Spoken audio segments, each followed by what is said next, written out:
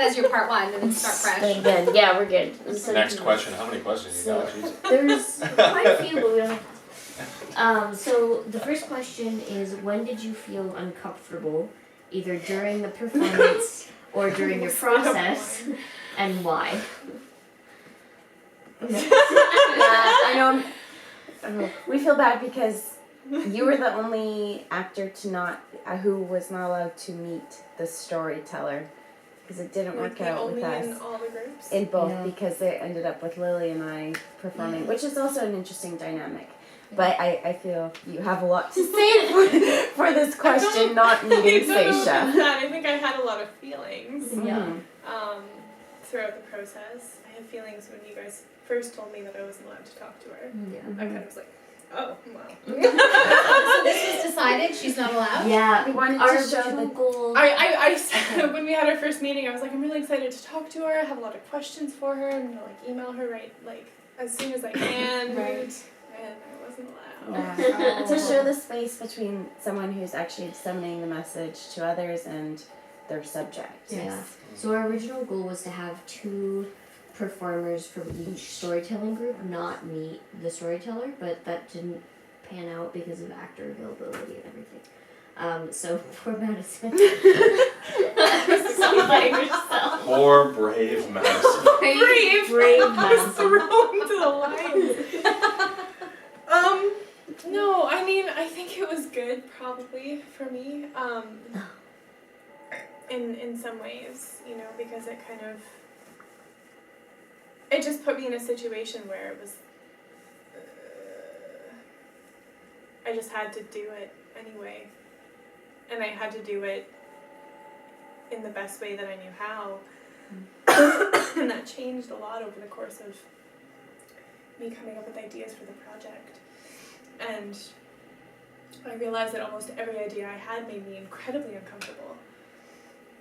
I couldn't find an idea that didn't make me uncomfortable. The thing that I presented made me uncomfortable, I don't think I could have done it in a way where I was comfortable, because I think inherently, I'm just really uncomfortable with the idea of representation.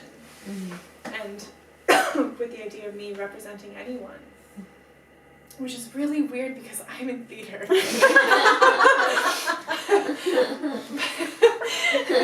So maybe I have some thinking to do. Though I'm compelled to say, I think there's a difference between representing a fictional character versus representing someone you're going to meet. Yeah, and I think that, especially because it was her story, it was the raw, form of her speaking this story, and it was so beautiful, and she was so honest and genuine and open, and for me to take that and to do something with it, it felt wrong, in every way, and it was really hard, and it was hard because I don't know her, and I know that you guys, told me, she's really open, she's okay, you can do whatever you want with this, but I still was no, I don't know what I'm getting into here, and so I think for that reason it was really great that I was able to collaborate with someone, with Kate, even though she's not here and she couldn't come to the performance or anything, just to have that feedback and to be able to run my ideas by her, and I think that if I hadn't have had that, if it had just been me, I don't know what I would have done. I probably would have called you panicking even more than I already did. Yeah. It was difficult. I might be jumping the gun, but how did it feel to perform in front of Seisha? It was scary. I mean, I knew that, on some level, I was okay, this is what I'm doing, this is what I have, here we go, this is happening, people have seen this, it's gonna be okay, we did a dress rehearsal, Yeah. No, I was alright, but at the same time, I knew, I totally chopped up her story. I made her say things that she didn't believe. And that would have been awful to hear, what, I didn't know, how she was going to react emotionally, I didn't know how I was going to react emotionally. I don't know, yeah, it was very strange, and it was strange to meet her, and she was so lovely, and gave me the big hug, and I was like, oh my god, I finally get to meet you, and I was like, oh my god, I maybe destroyed everything that you said, it's just, I don't know, so, I think, yeah, it was definitely difficult. I knew on some level that it was going to be okay, but at the same time I was just, full of doubt and fear and oh my goodness. You feel when you're doing something like this. I don't know. Does that answer the question? Yes. Okay. I'm not Donald Trumping. No, you didn't insult anyone. It was part of the presidential debates. Yeah. For my part, Mhm. I'll answer the discomfort part of the question. I was uncomfortable the entire time. Great. Absolutely, without a doubt. And that has a lot to do with my understanding of someone who's been represented in the media or feels that my culture or my person has been represented and misrepresented in the media, and relates to those stories, and then doing that with someone else's story, someone that I relate to directly and intimately in some way. But there were 3 times I can identify as the most uncomfortable, and they all involve contact with Stacia. There was the first meeting when we brought her in, and I remember there was the 3 of us and Derek, who I'm really glad he was along, because he's a long time collaborator of mine, so having him in the room as we're developing ideas was just, it was very easy to talk through certain performance theories with him, because I could say things that were not critical theory related, that were performance theory related, that he would catch on to very easily. And so I had a good grounding in both critical theory and performance theory at the same time. But anyways, the 4 of us were talking and brainstorming, and we'd been there for an hour and really started to dissect some ideas, not even the story, not even the issues, none of that. We had just started to just spitball and go all over the place, and then Stacia arrived. And you could feel the entire room shift. It was just something changed. And we acknowledged it, we talked about it even, it was just whoa, that's that changes everything. And then the second time was when I arrived at that realization that I might be hijacking her story to tell my story. And I was at a cafe with someone else, and they were writing something else, and I was writing this thing, I was writing, and I, on a good tear, I'd been avoiding it a little bit because I was uncomfortable with doing it. So I had put it off for a couple days longer than I should have.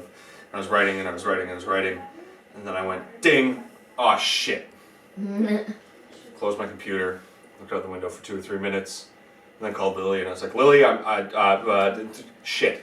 And Lily happened to be with Colleen, and speakerphone, okay, what's going on? Well, you can email Stacia, you know that, right? Oh yeah, there's a good idea. Email the person whose words it were, and then she, being so generous, was just yeah, do whatever. She didn't say it that simply, but she was just yeah, do it. I made a trusting decision to offer this story, so I'm going to trust you. And then the third time was at the performance. Again, she enters the room, and everything I've done changes immediately. And so the intimate hand-holding circle, I remember that very specifically, because the way I worked it out was I was going to perform it very simply. I was going to be there, and I was going to spend as much time in eye contact with people. Very simple performance theater stuff, right? Just spend a moment with someone as you're talking to them. Spend a moment. And Stacia was pretty much across from me, and I'd go left, I'd scan right. Then I'd scan left, And I go, no, you can do it. You can do it. 2 away from her. Scan left. It was the toughest thing. I couldn't hold her eyes while taking apart her story for my own purposes. It was interesting. It was challenging. And that was definitely the most uncomfortable I was in the whole thing. In a gratifying way. Live performance is so alive. You're like, you've committed now. The other option is to walk out. Yeah. So, Exactly. I guess I better do this thing. I found the same thing. I didn't look at her at all when I performed. I just did not even, and it was subconscious. Like it wasn't like I was consciously avoiding her. Yeah. I just didn't, I just couldn't do it. Yeah. But I don't think Colleen and I didn't look at Sukhinder during our performance. I think even when I went to hug you, I was like, hi. Yes, you're right. You did. That's so I'm sorry. Yeah, you did actually. I remember thinking, and then just we moved on. Yeah. Yeah. Yeah, you're right. Yeah.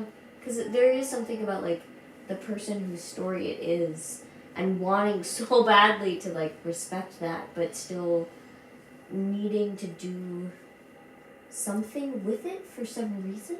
Because Lily told you to. Right, and I'm like, why Lily? That opens an interesting conversation though. In certain traditions and circles, there is some sort of I think the time is going. Okay.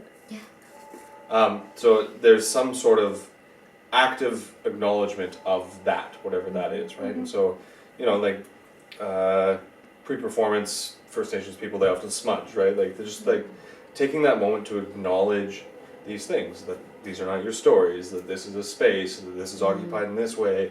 That's my best lexicon for it, is the First Nations experience, but Western performance and media doesn't often take the time to acknowledge the rest of it. Right. And I wonder, because that was very difficult for me, even hugging Seisha. I was like, I don't know how to acknowledge this in the proper way, and that's why protocol and ceremony and ritual and things like that, I think that's part of why they exist, is it's a way to acknowledge actively, and it's, and being ceremony, you'd know the rules already, and you don't have to figure it out again, you just do it. Yeah. Wow, I just learned. Look at that. Did you have any moments when you were in Katrina? I'm curious. I'll add it at the end. I'm curious for Colleen's. I think when we were like, oh yeah, we've like told everyone else to do this. Yeah. And then it was like, yeah, you're gonna be performing, and we've kind of given all these, they weren't even rules, but we've just told people to do stuff, like make a 3 to 5 minute piece. And then when we actually had it thrown upon ourselves,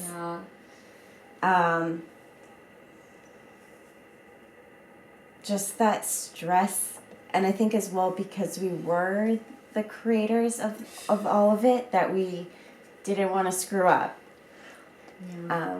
So I feel like there was added pressure because we were so close to the project.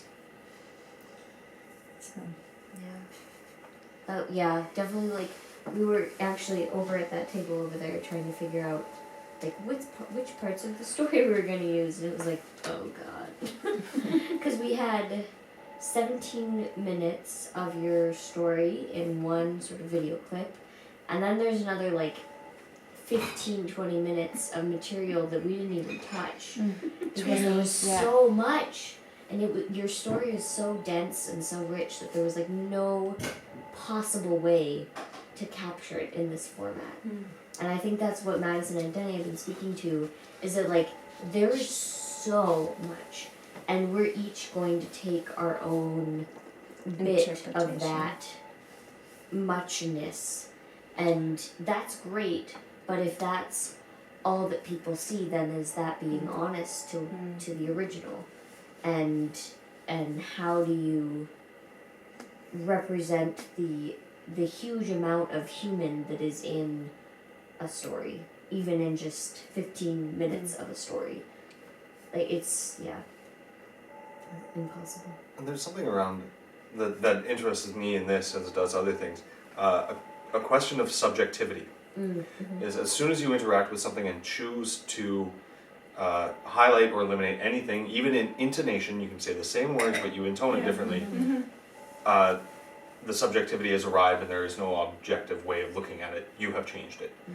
And so there's something about media presenting things as subjective, but in reality everything we do and everything we interpret and everything we write and present is subjective.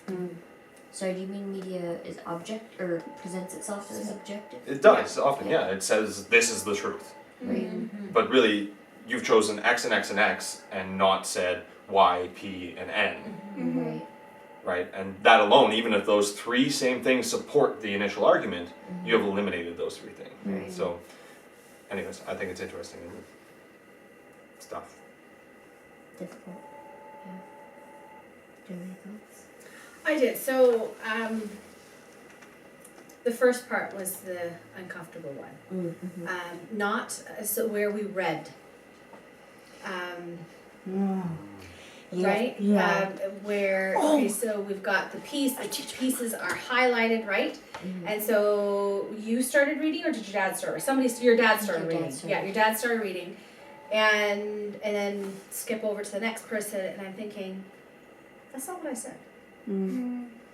It was 2 words here, phrase here, half a sentence there. And I'm like, what the fuck? Yeah. And do you know what? It was painful.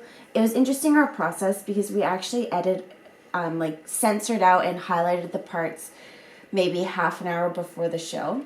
Right. Which in looking back, we should have taken more time, because that is I thought it was brilliant. huge. It was painful to do. Wow. Because it was really interesting, because for your piece, Lily censored material, and then I went through and highlighted. And I was very random. Whereas- I was like, Right.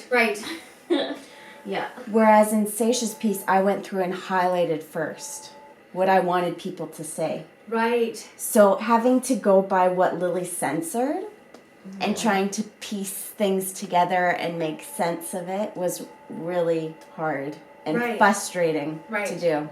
I had the exercise was brilliant. Because I had that actual reaction I've had in dealing with the media in the past, where it's like, I didn't say that. I said a whole thing like this, and you put half a sentence from here and here, and that is not what I said. Right? So I was like, okay, very good. Like, this is a very real experience. Okay, I totally got it. Like, once the light bulb went off, I was like totally in it after the WTF moment. And then it's my turn to read, right? So I read the pieces that are highlighted, and then I noticed that as we went further and further, the sentences were longer, and it was like, oh yeah, that's more what I was saying. In the beginning, it was like, I didn't say that. So I thought it was an excellent example of reality. Yeah, I thought that was very, very well done. That's I really loved that part of it, but I found it challenging from the perspective of my own investment in my interpretation, which is a really interesting thing. My experience of it was, oh, don't say too much, my piece is coming up. Right, which is because my piece was based on this undefinable line of what's my story and what's her story, right? And so, and I wonder, there are media parallels to that, like you can't do 10 cowboy films in a year kind of thing, right? Like, and so it was really strange for me, because I did feel uncomfortable about the activity itself, but then there was this other layer of my own investment in the censorship. It's like, no, you've censored the wrong things. Which is like a strange position to be in, right? Give me that! I gotta get this right. You've done it wrong. Yeah. But I think the fact that you did it both ways was, to me, fascinating. Because I feel sometimes that random censoring does happen. Yeah. Where it's about cutting For something sure. down to fit a time slot. Yeah. Without any concern to its authenticity. And so rather than the other way of highlighting kind of these are all the essential pieces of now we'll fit it into the time slot, right? Yeah. 2 different ways to get to that same time slot. And I think it does happen, the random kind of, okay, just take this, work with that. Yeah. Yeah. So I thought it was, again, both styles, brilliant. Cool. Well, we'll keep that part then. Well, I think you write an analysis of that activity alone. Yes. Yeah. Well, and I that was really what do. we I were think both from a thinking too. storyteller perspective as well from an audience perspective. Yes. I think your creator perspective, like, Both. Yeah, all three. what is all the three. activity of censoring? That Yeah. alone Yeah. is Yeah. Yeah. fascinating. And the thing is, not everyone may not have gotten it. Do you know what I mean? Like, had I not gotten past the pissed off part, right, and gotten to the oh god, this is amazing. Like, they've really captured what it authentically feels like when you're dealing with the media, because your words have so been shifted and changed. That, you know, maybe not everybody gets to that point, but I can say it was Or pretty maybe much. because you knew that you had the chance to tell the story the way you wanted it told. Maybe. That didn't come to me No? at that moment. I kid you not. It was your dad read, the next person read, and then I was the third person, right? And so by the time and it didn't take long. By the time it got to me, I knew what was going on. That's interesting as well because in Seisha's piece, it skipped over her the first time. Right. Yeah. And I knew she said that she felt terrible about that because those were her words that she could see and that she saw were censored and she wasn't able to speak them. Oh, interesting. I would have been okay with the skipping. Yeah, because to me now, I had, by the time the second person read it, I was like, oh, I know what's going on. And that's and then to me it was just a numbers thing. I either got it or didn't, depending on where I was sitting. I have a question for you two that Yeah. kind of stems out of this. Do you guys have any sense of audience privilege in that, for example, you have some experience with this specific piece, having been involved, so you came to the conclusion of censorship, but there were also many of the people there were artists or in social justice courses and things like that, right? So do you have a sense of the balance of people that had privileged information versus those that didn't, and a difference in the experiences? I don't know. I know that my three friends who came to the second show, to Seisha's show, one of them is my friend Gabby, who is a self-described science person. And she was uncomfortable the whole time. Because she was like, I don't do art, I don't do this shit, I don't know what's going on. And so I was fascinated by her reaction because I think she was proud that we did it, and she works in Residence Life, which is the organization that we sort of collaborated with. And so she does think about multiplicity of experience, but she doesn't always think about how much she's implicated in those things. And I think she recognizes her privilege in a general sense, but in a performance like this, I don't know how much she was able to see her place in it. Because she doesn't always think that way. It sounds like she couldn't even relate to what was going on, so she wouldn't see herself in anything. I think she was able to relate. Well, I know that because of her personal past history with Seisha as a person, she had a really hard time relating to it. And I think that was a big part of it. Is that she knows Seisha from first year, and they were not super great friends. So It's very polite way to say it. yes, and they were sitting next to each other. So when they had to hold hands, They held hands? they held hands. Oh Lord! And Gabby- That's so good! Gabby peed her pants. It was ridiculous. She was talking to me about it after, and she was like, I couldn't do it, but I did it. That's so amazing. Okay. Yeah, and then I heard Seisha's view because she told me after. Yeah. So it was interesting hearing. Yeah, because that's a different kind of privilege that sort of twists you the opposite reading of everything. In that she had this sort of privileged information of how she felt about Seisha as a person completely outside of this project. And yeah, and that's something that you could never ever predict. I love liveness. Yeah. Love it. Isn't it? Can't write that shit. No, Yeah. you can't. You can't seat them together. Yeah. Well, you can, but that's a whole different show. Right? So then, Yeah. After you check that, We're great. We got 6 minutes. then, okay, do you have thoughts about our position as privileged artists and how we might not have reached people like your friend Gabby because of our Yes. privilege as high intellectual artists? Yeah, that was something we talked about quite a bit.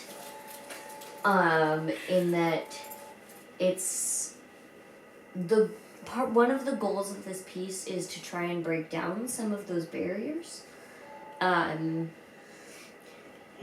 I haven't talked. Two of my friends came to your pieces. They were the two that were sitting on the bench and didn't talk. And I feel like they would have more to add. So Yeah. I don't really know what that I'm is. interested in the question though. Yeah, because I've had the question, and I don't know, Sukhinder, when you were watching, you seemed to have a lot of interpretations about what they were doing, about what the performers had done with your story, but you aren't necessarily in the arts per se. But you're so creative that I don't know Yeah, how the that lines sort kind of of blur. The translates. title But isn't what there. was your experience of seeing? Because so what Sarah did was she was sort of reiterating Sukhvinder's story while stuffing orange peels in her mouth, which is very abstracted. But she started it with this idea of, you know, we're talking about nutrition in our relationships, and some relationships give us nutrition and some don't. It's poisonous, etc. And so it went from there.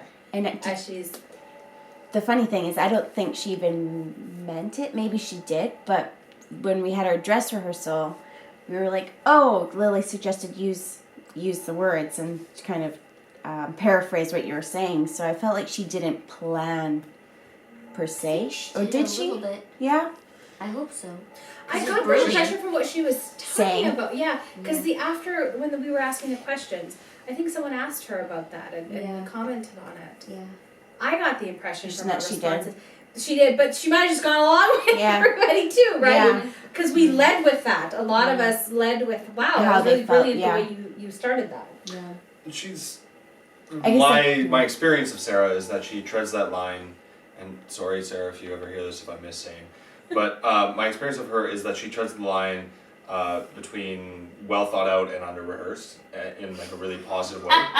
like Love sometimes happy accidents are in Yeah. live performance Yeah. as opposed to in rehearsal. Yeah, right? I think it was just because she didn't create the piece being like, I'm gonna use that part of nutrition and stuff Right. oranges. It was Oh, I it was see. an afterthought to speak. Yeah. So what was her original idea of doing the stuffed oranges? What was her motivation for that then, originally? If doing, I think, can you restart it? And just hit the top button on the top left, the photo button left. Oh. Yeah. Lily's left.